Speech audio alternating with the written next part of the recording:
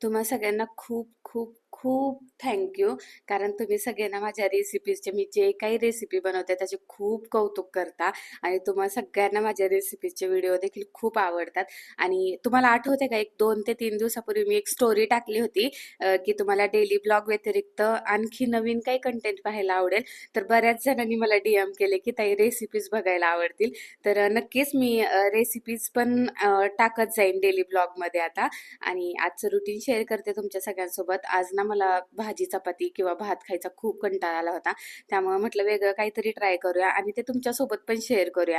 त्यासाठीच मी आज बनवणार होते चकोल्या. आता काही ठिकाणी याला वरणफळ पण म्हणतात, पण माझ्या इकडे ना चकोल्याच म्हणतात.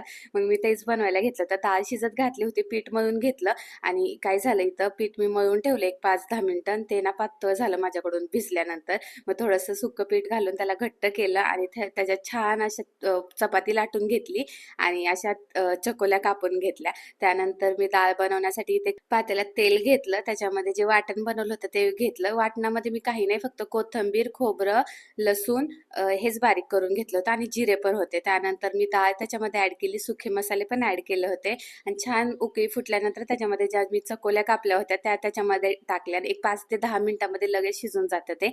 आणि त्यानंतर भांडे आवरून घेतले. असा होता आजचा दिवस. भेटूया पुढच्या ब्लॉगमध्ये. Bye bye.